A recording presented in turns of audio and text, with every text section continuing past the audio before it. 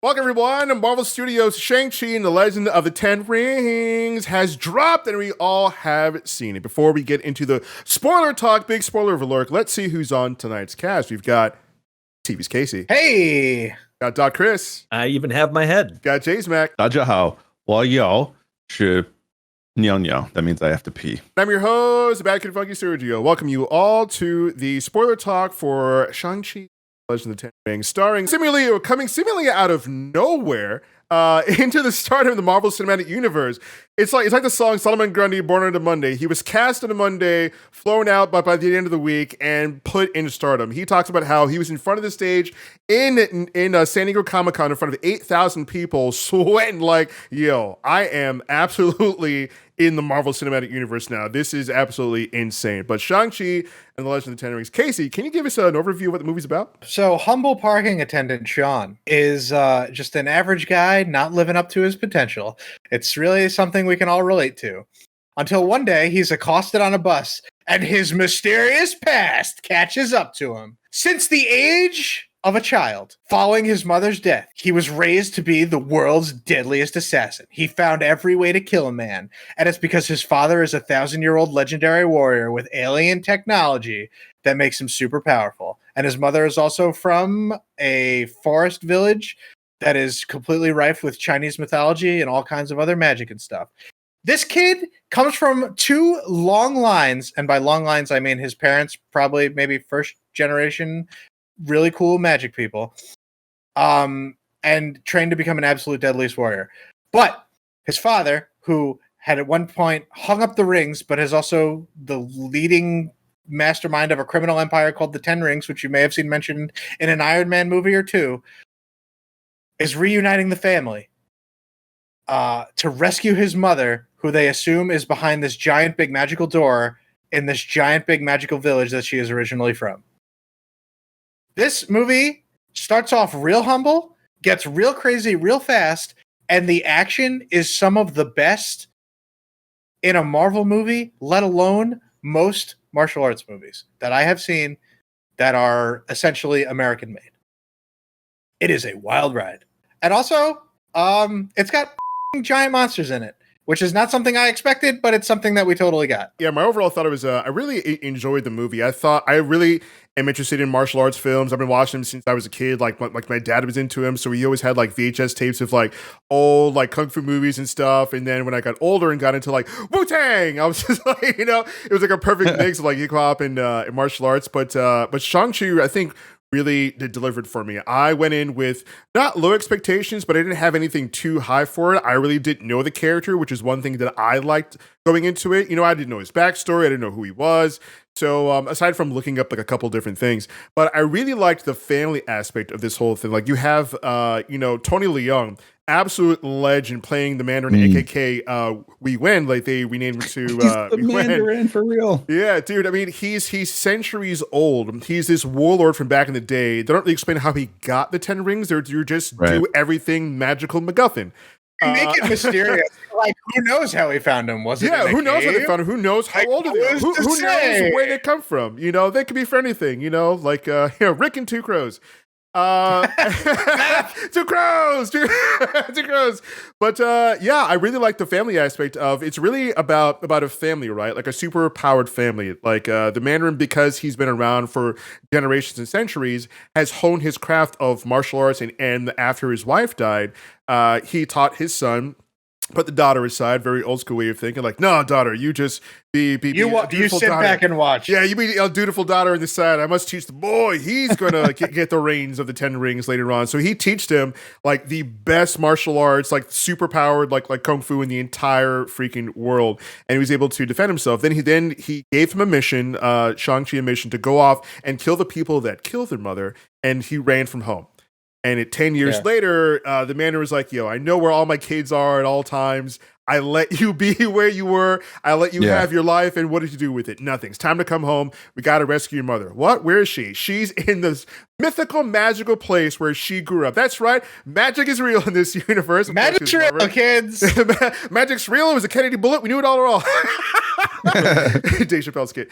And so I really liked how he had to kind of like bring the whole family together to try to go after this thing. I thought Simu did a really good job as Shang-Chi. You can kind of tell a couple times it's his first romp into a big, huge blockbuster like this. Sometimes you're like, all right, major he's kind of action role. yeah, major action role, like delivering some of the lines, but overall, I think he did a really good job. I think Tony Leon like just knocked it out of the park. He's such a legendary performer. If you haven't seen any of his Eastern films, you got to look into the guy. Aquafina was Aquafina. She was less annoying in here. She wasn't so much. She was reined in. Yeah, she was super reined in. Because like I liken her to like Kevin Hart, right? They need to typecast a comedian to be loud, to be the comic relief, to be obnoxious. And that's really what she's been playing this whole time. But in this movie, they really dial it back, and there were some really heartfelt moments where she was kind of, like one-on-oneing with Shang, like, "Hey man, I've known you your whole life. I didn't know you could do kung fu. Like, what's happening here?" Right. What made me really love her character is that when he goes into this whole elaborate backstory where he's like, "My mom's from an ancient land," whatever. Her entire reaction is, "I'm sorry about your mom, dude." Like, that's so like none of the details matter except your best friend lost his mom tragically. That's so real to me, and I can't tell you how much I love it, dude. It was certain things like that were great. Yeah, guys, what was your overall take on Shang-Chi? Let's go over to Jay. You guys really want my take on this? Because this reminded me a lot of an anime I saw once before, boys. Don't do it. There's no way. Yep, man shows up into the woods, right? Sees a beautiful young lady. I'm going Seven Deadly Sins this time with Bond. Sergio, you know what I'm talking about. Oh, yeah. He's like this eternal being, and he takes the girl away from the woods, and then the woods is pissed, and then all this stuff happened. No, I went in. I had to convince my girlfriend to come into this movie at first. She's like, I don't really care about this. And then I think when it was like, I don't know, 70% in Mandarin in the beginning. She had a smile on her face the whole time. She's from Taiwan. You know what I mean? That's her native language. She was like, fuck, this is awesome. And things were making her just so happy. Like all like the Asian culture part, like being brought to Hollywood. She's like, oh, this is sick. And I was happy to see her happy about that. Giant lion dogs, man. What's not to love? They're so big. Okay, hold up. Yeah, for real. Like, I'm going to just dive right through towards the end. We have some Pokemon looking mythical creatures in what's the name of the place? Tao or what? Tola? I don't know. Yeah, I forget already. I'm an asshole. Stop. we get a couple of actors in this movie that were in Iron Fist. Yeah, but there was a ton of like Pokemon looking creatures, dude. And then you see the lions that are represented like in Asian culture that look like the actual statues. Yeah, big old shit, that looks cool. Shisa dogs. Yeah, I was like, I really want these to be real. And then you see dragons and stuff like that. I'm psyched about seeing dragons, but this was dragons. This movie I think had one of the best villains in it, right? Like he's around forever. Like he's just delusional at a certain point because these, soul sucking, tentacle creatures are reaching out to him and poisoning his brain and stuff like that. And he thinks his betrothed is now locked behind a wall. I don't know. It was really cool. I had a couple of thoughts too. There was those creatures that we're seeing. Do you think those are the same creatures that are pulling in like Captain Carter and that are coming through that portal with those tentacles and stuff like that? No, I didn't even think. You don't think so? Yeah, I think it's all different. Right. I'm trying to connect some dots. I assume all tentacles are Shumagorath at the end of the day. Okay, that's fair. But no, I really enjoyed it. Amy really loved the movie. We had a good time, and it's one of those movies I actually do feel like I would like to go see in the theater again before they pull it. That's how much I enjoyed it. Chris, what was your overall take? Wow. I was pretty excited for this movie, mainly because Kevin Feige seemed really excited for this movie. And I was like, I don't know much about the character. So I was like, I don't know, whatever. I'll go see it. It's Marvel. We got some stuff. And I was like, the dude that drives all this stuff seems pretty pumped about it. Yeah. And it's hard to not, it's infectious, his excitement, because he's one of us. He just likes to make cool things. And it just seemed like he was especially excited for this next cool thing, which, again, this is like definitely the tentpole for phase 4, where this is like the first thing we've gotten in a while that just kind of like stands as its own thing. Like obviously there's the blatant callouts to other things, but it wasn't integral to the main story. Like the main story stands on its own. It's its own thing. It's a story about fathers and sons. Yeah, man, I had a blast with this. I am excited for it to come to Disney Plus because I saw it in a drive-in, and the actual projectors at drive-in, sometimes you have a hard time seeing dark scenes, and I know there's that whole like side of the building fight. I was like, I bet this looks really cool. Oh yeah. So yeah, I'm excited for this, man. We'll get to the rings, but I think the friggin' rings are some of the coolest weapons I've never seen anything. Sick. I liked how in the beginning, the bus scene, dude. Like the first major fight we get where Shang is just, and I love this about superhero characters where they already have their powers. They know how to use them. I mean, we get flashbacks to him training when he was younger, but he's already like almost at the peak, almost at the apex of what he can be. And he's just handling dudes on this bus. And his friend Aquafina, whose character's name is Katie, is just like, what? I know your whole life. You don't know martial arts. Who are you? What the hell? And he's handling dudes who are coming after him. And I love that whole thing of he's just like, we'll talk about this later. We can't talk about this now. Yeah.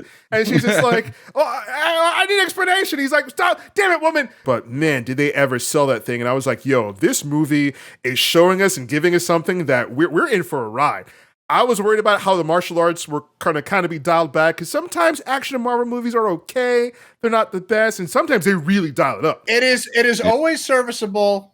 But I would say nothing truly fantastic like on this level. Oh yeah, dude. Like I would say one of the best fights for me would be Winter Soldier versus Cap when they're on the street after the highway, after they blow up the cars. Street clothes fight. Dude, that fight is so sick where Cap just knees him into a bus, like he flips over to the guy. Like sometimes you can feel it. Yeah, you can feel it. Yeah, the visceral. Sometimes you can just feel it. And then sometimes the fights are kind of like Loki. Oh, man, the weakest fights in all the MCU, Loki. Oh, like Hulk versus Thanos? Yo, you felt the punches, dude. You felt the punches. I loved that bus scene for a couple of reasons. One, yes, it was like, bam, okay, this guy's already well established. Like, he's not going to have a story about learning how to fight. He already knows it.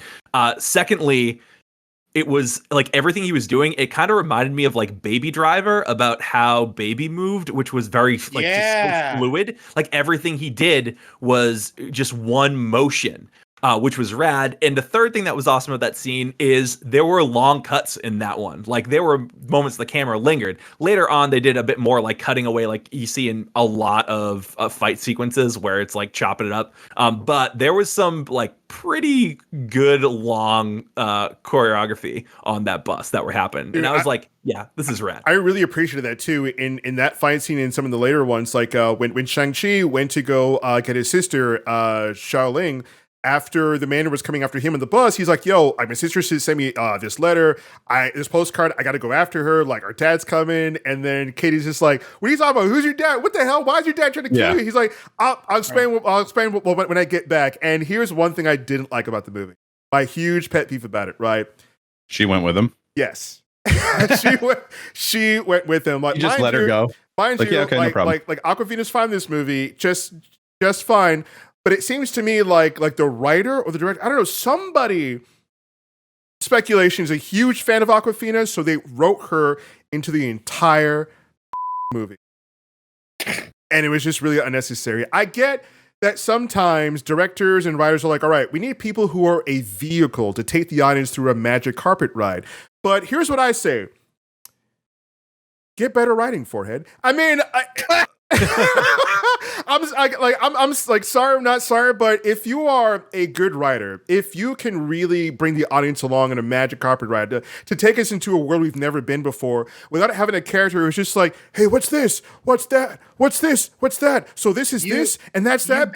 You gotta have the audience. The ever living crap out of me when we have a character like the Mortal Kombat movie, right? Oh my god. They created a whole character.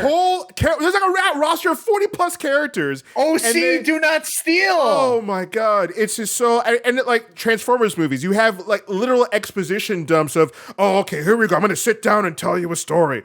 I mean, I don't want to blow smoke at these people, but it's just like, yo, you did a good job writing certain parts of this movie, but when you have exposition dumps, I think that's a bad byproduct of you spent too much time doing one thing, right? Like we spent a lot of time with certain things, another thing. I mean, there's a whole third act of the movie where we're in this mystical, magical land where Shang-Chi's mother came from, and I think maybe we should have explored that a bit more in the story, massage it a bit out more instead of boom, throwing it all to us in one go. They kind of touch on it in the flashbacks with the Mandarin going back in time with the flashbacks. Those were brilliantly done. Those were beautiful. Let me stop you. You really gotta stop. I'm gonna for a second. The fight between the mother and the father, right? Between the Mandarin and Shang-Chi's mother, I thought was awesome. Is him coming up to like, oh, there's this mythical land. What is this? And she's better than me. This is sick. And then they had Shang. But what were you gonna say, Case? Very Crouching Tiger. You got to stop calling him the Mandarin, because he even like to him the name is a joke. It's Wenwu. Absolute like beast of a Mandarin. Wu.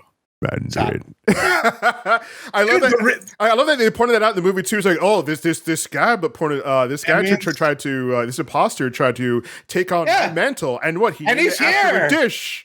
He's in it. So that's another thing that happened in this movie. We got the reveal of Trevor Slattery, who was in Iron Man 3, who was the pretend Mandarin. What did you guys think of his reveal and his role in the movie? It's fun.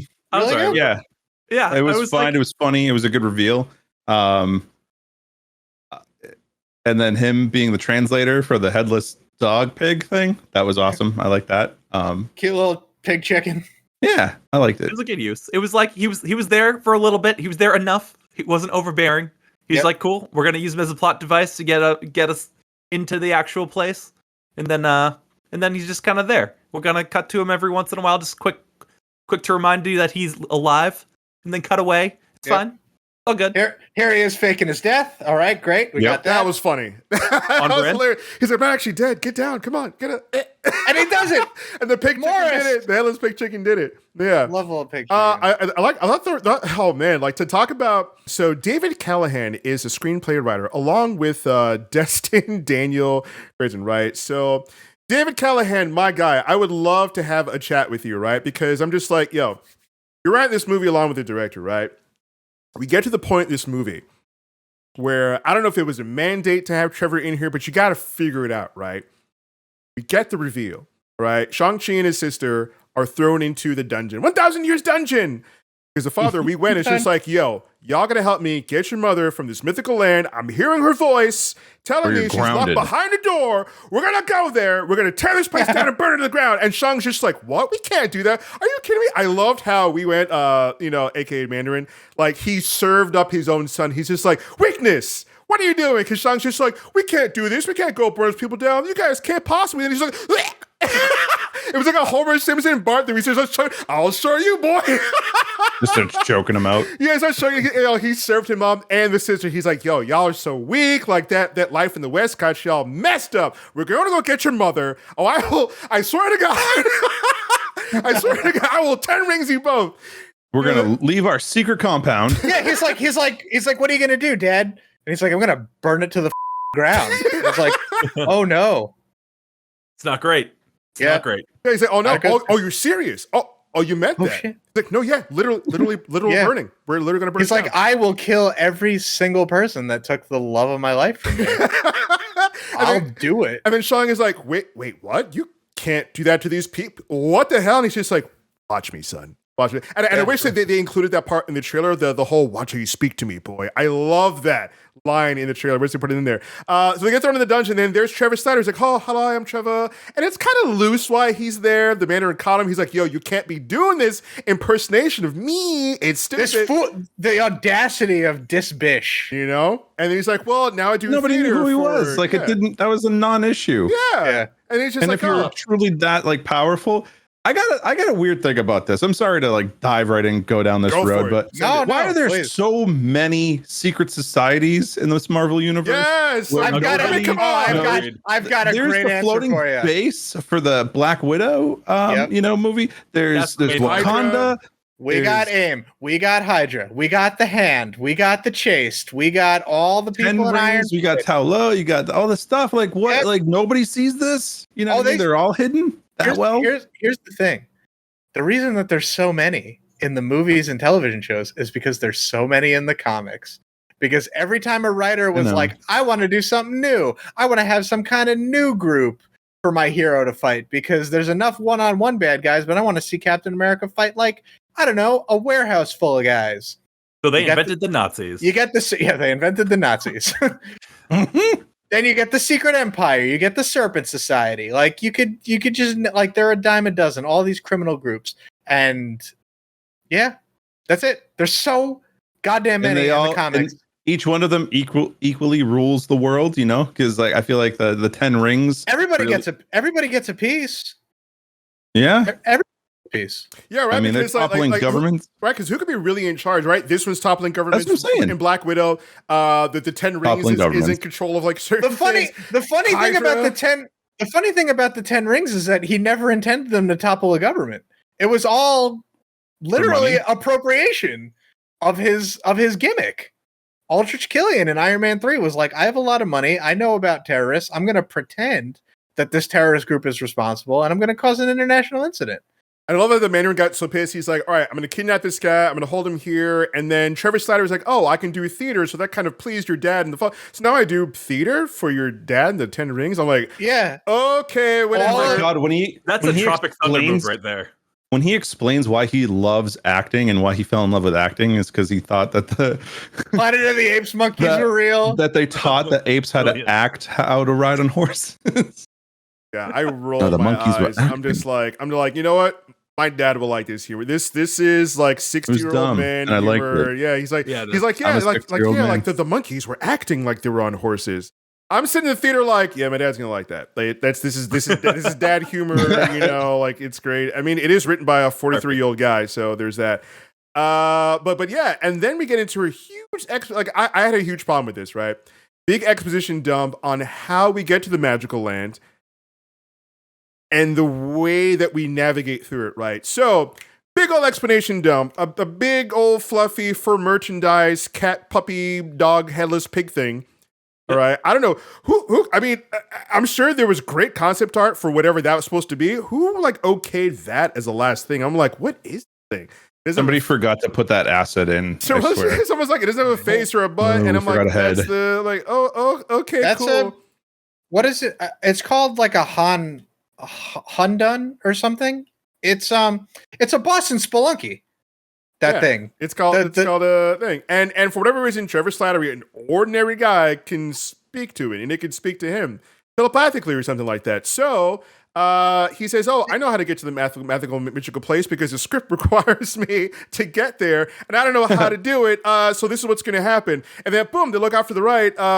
Ling, Shang-Chi's sister, is like, oh, yeah, by the way, when I was younger, I used these underground tunnels to escape, so I just punched a hole in this wall over here, and we're going to use this to escape. So we need to get over to the mythical, magical land where our mother was born to warn the people that are there that our father is coming. They're like, okay, cool. And then they're like, all right, but also, rewind a little bit. When the mother was, when the kids were younger, they were given these magical pendants that go into the eyes of a dragon into a wall. And this mythical thing that shows you how to get to this magical land through this like little light show. And it's guarded by this mythical maze that closes and opens. And then Olmec shows up. And then Olmec shows up. The shrine of the silver monkey. different Olmec. My man's making a Spelunky reference. I got you, fam. Yeah, there you go. Boom. But yeah, we got 2 references out of that. 2 for 1. Good job, Jay. So they have to go through this mythical, magical maze, and Trevor Slattery, who, again, ordinary guy, but somehow this mythical creature can talk to him, because whatever, if you think about it too much, it doesn't make sense, but just turn your brain off. All right, so we need to get there, so they're like, all right, also, we have a BMW sponsorship, so we got to use this BMW, all right? Oh, gotta milk that. Okay, sure. Movies do that. It's in the budget. They get sponsored by certain things. Michael Bay got sponsored by a lot of things in Transformers. That's why you see Mark Wahlberg crack open a Bud Light right in front of the camera frame, drink it like a commercial right in front of the camera frame. Did that really happen? I never saw that. Yeah, one of the Transformers, yeah. they literally crash into a bunch of sponsors. There was a Mountain Dew. There was Xbox. It literally made the Xbox sound. They crashed into a Bud Light truck. Mark Wahlberg said very shameless. He opened it up on the door of a car, drank it like a commercial, and threw it down. I was like, wow. That makes it funny. Like, one of the other Transformers, there was some weird weird Korean or Japanese milk that they were sponsored by some companies. So they had Stanley Tucci drink it right in front of frame and be like, ah. And I'm like, What? Oh, okay. So here, it's so. I'm like, I know there's ads and stuff. Even in the other Marvel movies, like in Endgame, when they went to Tony Stark's cabin, the Audi car right in front of there. Even in the first Avengers movie, the Audi, the Avengers were rolled up into before they went up into the tower. I get it, but don't make it so obvious, so smacked out. I mean, Black Panther. Have you seen Man of Steel? Yeah. Who could forget? They literally crashed through a Pepsi truck into a Sears. Twice. And an IHOP. Oh my god. Dude, they had literally Sears like right there in the framing. It was amazing. Oh I remember God. the first time I really noticed it in a Marvel movie was just like, wow, every car is a Chevrolet in Winter Soldier. Yeah, that's weird. Wow. There's a lot of these. In Black Panther, the Korean car chase scene, Lexus, they made you like right then and there. There's a badging right then and there. And it's just like, I get it, but don't make it so obvious. You're like, we need to take this guy's car. And it's like the main henchman guy. And, you know, it has some fun writing on the side. It has his name of it or whatever. Dude, Razor Fist. Can I just tell you how ridiculous it is that Razor Fist is in a Marvel movie? This guy, it's totally ridiculous. He is one of the goofiest henchmen of all time. So in this movie, right, he's got like a sword arm. Cool, pretty cool, right? Sure. In the comics, he has two sword arms, which you might ask, oh, I'm sure one pops off and he's got like robotic hands or something, right? Otherwise, how would he wipe his ass? The answer is no. He is just a guy with two sword arms. That's how he lives. He's two arms made of swords. He is ridiculous. So I thought Trevor Slattery overstayed his welcome too much. To me, the jokes didn't land. He's like, we're literally navigating through this mythical, magical forest where it's almost like, all right, we need to get there, and we can't be to actually think of a creative way on how to get there. Some magical creature is going to talk to Trevor Slattery. We're going to be in the sponsored BMW car, and this creature is going to talk to him and tell him literally, go left, go right, go left, go right, and we're here now. Here's some more bad jokes. Here's something about acting, and I'm like, oh my god, what is this? Oh, and the whole time, like Katie's. What is Katie doing there at this point?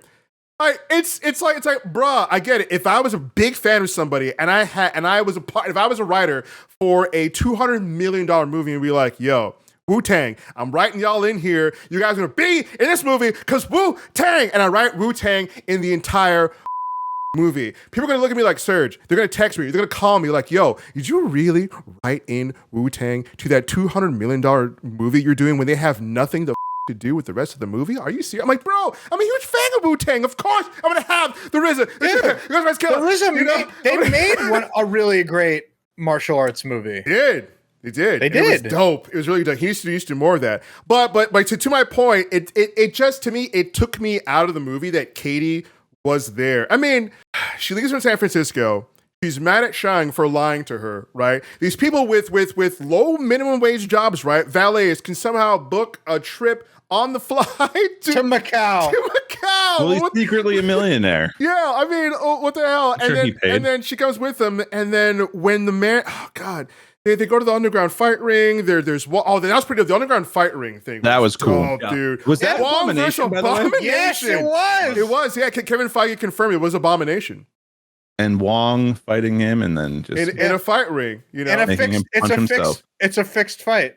And let's talk about how his sister started all that when she was 16, after she taught herself the incredible, super powerful martial art. Like, how does that even work? Like, she's off. Her dad didn't let her learn, right? Like of course that part makes sense. You know, old school guy, centuries old. Of course, he's not going to pay attention to the daughter he has. You know. Right. And then she's off in the shadows. I taught myself, you know, I grew my own empire. Okay, so you taught yourself the super powerful, mythic, magical, powerful kung fu.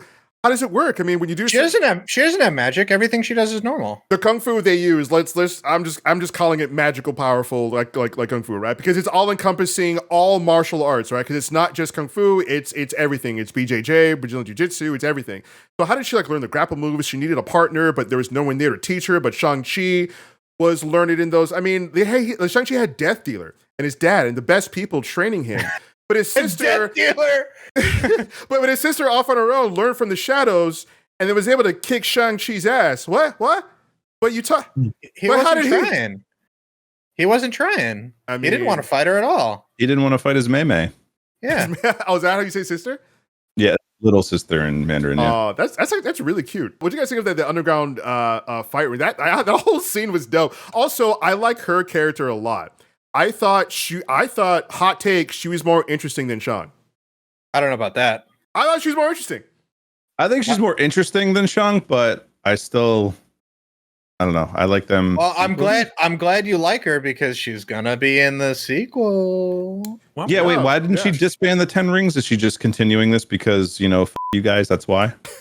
I mean, fighting is all she knows. Yeah, it makes sense because like she's always wanted like her dad's approval, his love and stuff like that, and she grasped power for herself. She saw how much power he had, she grasped it for herself. And think about it, like when she was 16, she started this whole like fight ring and underground thing, and she built it up to the empire that it was. She had a little mini empire there, and she was like, "Oh, there's a gap, there's a space in which I can take over. Let's freaking go!" Because who's going to challenge Wei Wen's daughter?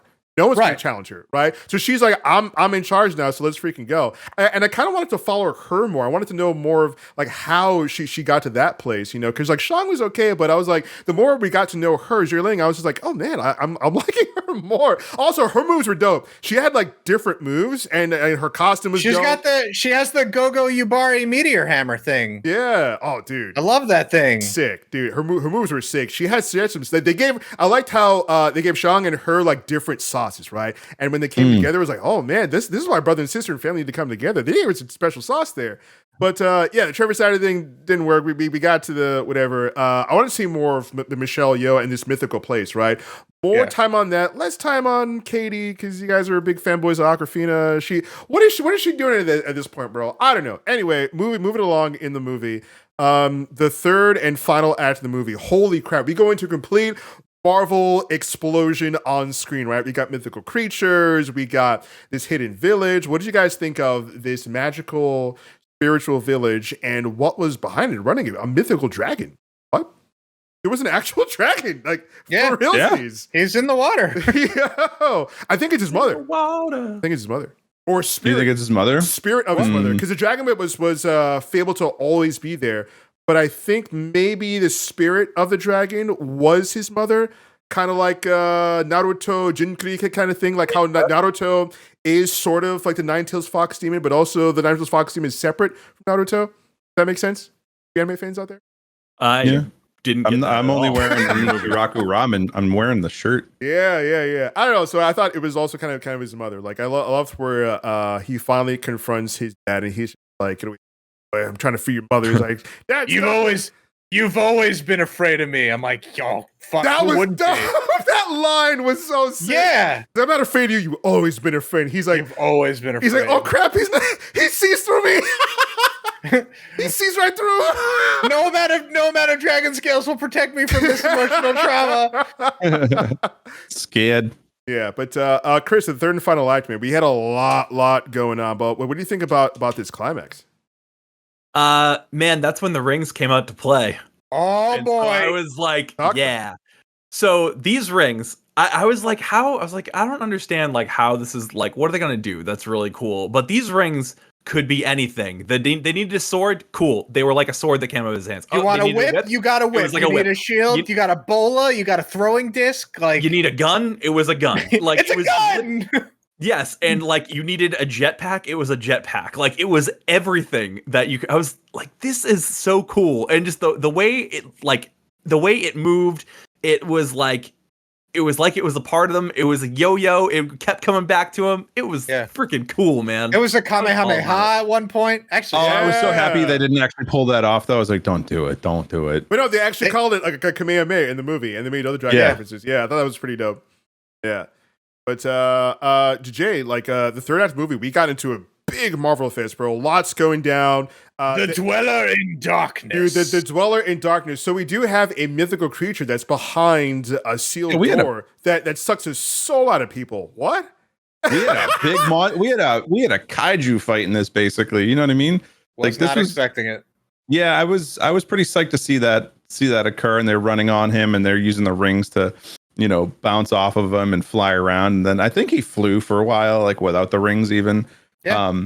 I was just like, oh, okay, yeah, he's flying. One of the rings holding him up. Like he just needs one, I guess. He's just flying. It was cool. They basically he used the rings to grind up that soul sucker in like the center of his belly and then just explode carved him like a turkey. Oh, That was pretty cool to watch. I was scared for the dragon the whole time. I like dragons, I was worried that it was going to get its soul ripped out and then they were going to have a huge problem, but thankfully movies, so they're not going to let it happen. I liked it. I had a feeling that they were going to bring everybody back, like the Disney, like hokey, everything's okay way, but they didn't.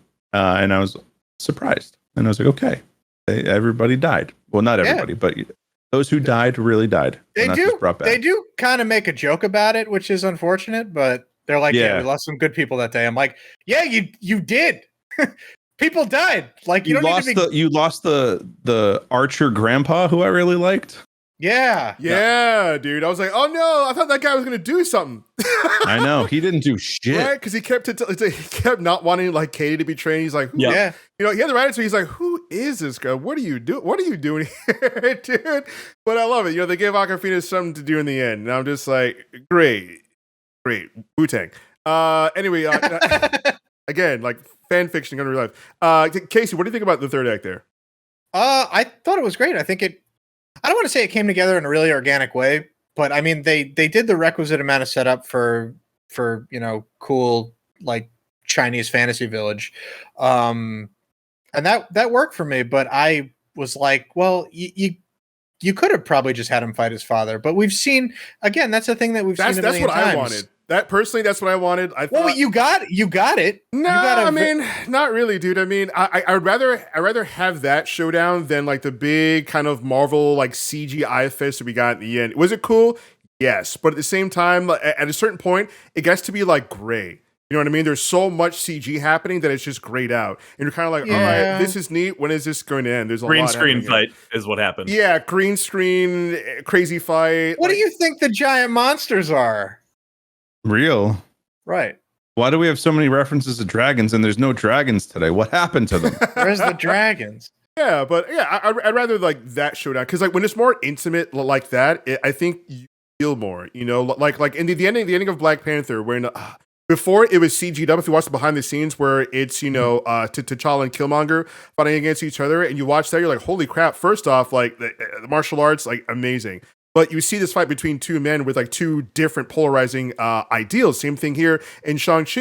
It sucks that Black Panther, they CGI the crap out of it, so you kind of lose some of that gravitas. But in the end, you don't have this over-the-top, big, huge, like they're both in mechs or they're both on gigantic creatures fighting each other. They're both in mechs! Exactly. Yeah, they're basically on Zords, right? So Shang-Chi's on this dragon, this gigantic mech Zord, literally a dragon Zord, and you had this gigantic monster. But in Panther, you had these two guys polarizing ideals fighting each other, and it felt more visceral to me. It felt more real. Like Marvel is trying to do this thing where they're trying to make you like feel like the world is real. It's happening all. It's a world outside your door.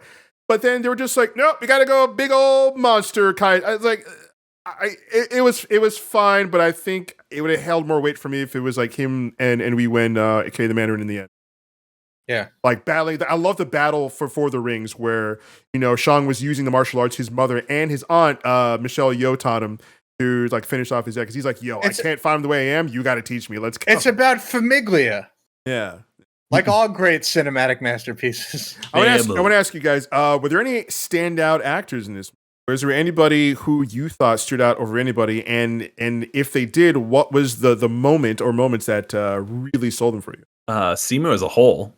Yeah. I thought he had kind of an Eggsy from Kingsman vibe, except that like the version of Eggsy that I would have preferred than what we got in Kingsman, at least Kingsman 1. I thought he was cool. He's like he kind of knew who he was and was confident, but also relatable as well. I loved him. It's great. I love a protagonist that can be both goofy and completely serious. That's like my ideal hero.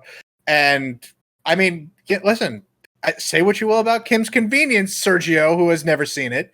But he obviously has a challenge for comedic situations brought on by being in a family comedy. But at the same time, that show also had a lot of heart. Like I can't imagine an actor not exactly what he's made of to play this part. I feel like he's like either the role was made for him or he's made for the role, but everything about it just came together in a really nice way. All right, so he was the standout actor for you? If not, obviously the actor who played Wenwu, who just isn't. Tony Leung? Yeah. absolutely ice cold domineering presence, Yeah, but he was also there's heart to him too. Like you really feel for him. As soon as the movie came out, there were people clamoring on the internet that like he's one of the top Marvel villains of all time. Yeah, and Yeah. that's my take on that. Tony is definitely the standout actor for me because you really felt like his insanity through the movie. I feel, Yeah. like you felt like you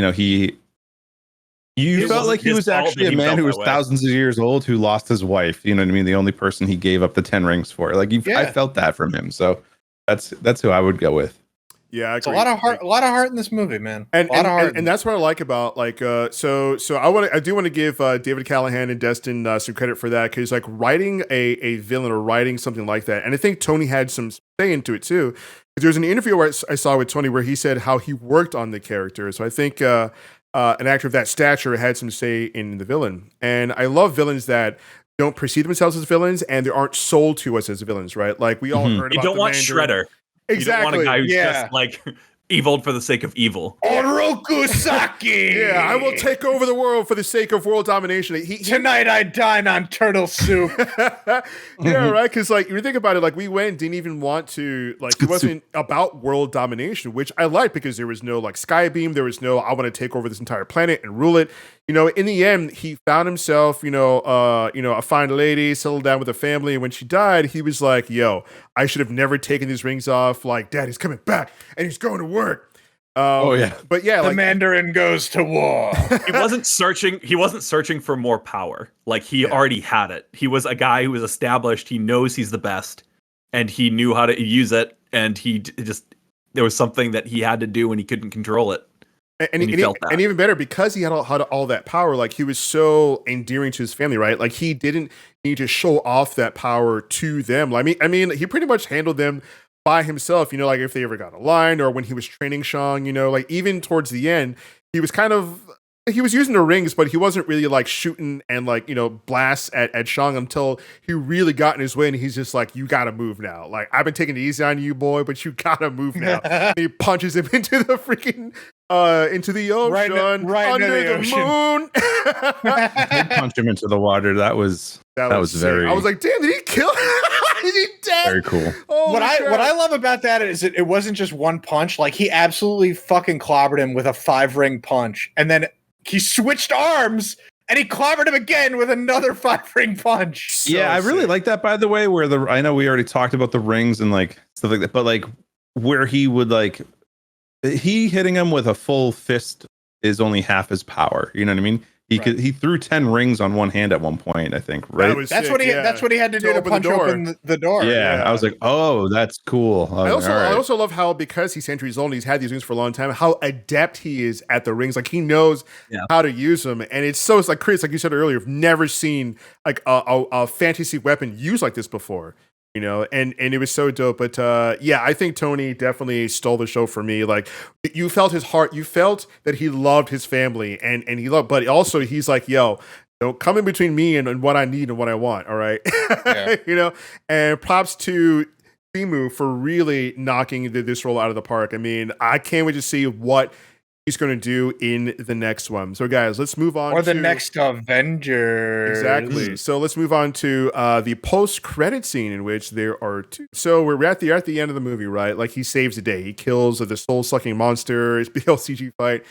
And we get to a part where Shang and Katie are talking to their friend who earlier, unimportant, whatever, and they're like, all right, yeah, we went to this mythical place, we did this, we did that. They're mocking her basically, but they're really not. And she's like, all right, I get what you guys were saying because what I said for you guys earlier. And then Wong comes out of nowhere. He's like, hey, well, Shang, you got to come celebrity with me. At this point. Yeah, like you got to come with me. And what pissed me off, you too. Bro, again, Wu-Tang. If I had a $200 million plus movie, and I'm writing it, and I love Wu-Tang, I'm writing y'all into everything, okay? I see you, David Callahan. I see you, Destin Creighton, all right? Y'all are fans of Aquafina. I get it. Why is Wong like, and you too? That's like in Man of Steel. Zod wants that woman to come with. No, he doesn't. We don't need Lois Lane there. It makes zero sense. I get it. Wu-Tang. I get it.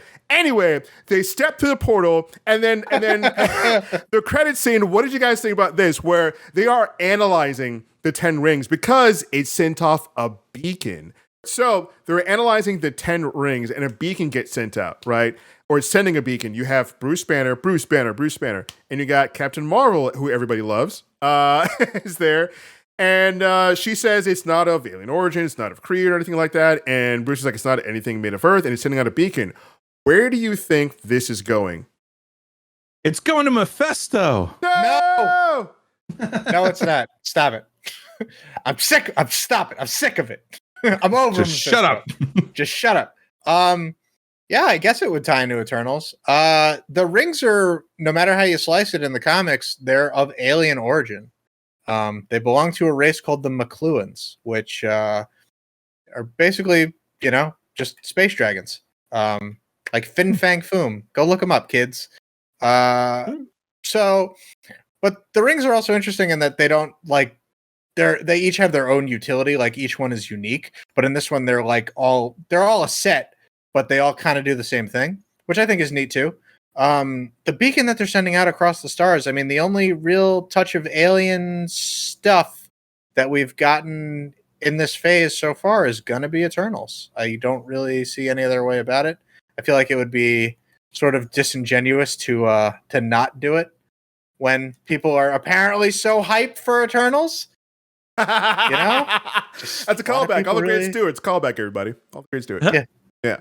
But okay, Chris, where do you think this beacon is being sent to? Because they said specifically when Shang used the 10 rings, right? Wong felt it, and they felt it. I don't know if he meant we felt it as in like Captain Marvel. The sorcerers of the world. The sorcerers of the world felt it. So when he used it, it started sending out a beacon. So where do you think this is going? I think it's Eternals. I mean, I think that the stinger maybe hadn't been locked. I could see that even if Eternals was supposed to come out first, the stinger itself may not have been there. Like they may have done a reverse. Like they might have shot something else and had found a different way to tie that in. And even if it doesn't point directly to the Eternals, it could be also tied into whatever the Eternals is going to point to as well. But I think the fact that they talked about the age, they didn't really talk about that it came from they didn't say anything about it coming from outer space. They said the age. The fact that it refers to how long these things have been around. I mean, it's got to be the Eternals. Yeah. That's where my head's at. I buy it. No, yeah, that was my first thought is Eternals, but now that I'm thinking about it, maybe it comes from He Who Remains in another timeline. We don't know. Man, what I wouldn't give for more Kang in my diet. Now, they were saying how these rings are old. They predate because what is it? Bruce Banner asked Shang how old is your dad? How long has he had him for? And he's like, I don't know, at least what do you say, 1,000 years or something like that? And Bruce like, older than that. They're older than that, much older by his calculation. Mm-hmm. So I wonder, weird time thing. Do they come from King the Conqueror from the future sent into the past? Because now we're dealing with time, baby. I mean, come on, we're dealing with time. We're dealing with multiverses. Anything is possible because Kang's from the 31st century. Time babies. Time's the location now, guys. Time's the location. Dude, it's crazy. Definitely not Mephisto. If somebody asks you if this is worth paying for to see when it comes on demand, do you think it's worth the full price? Not.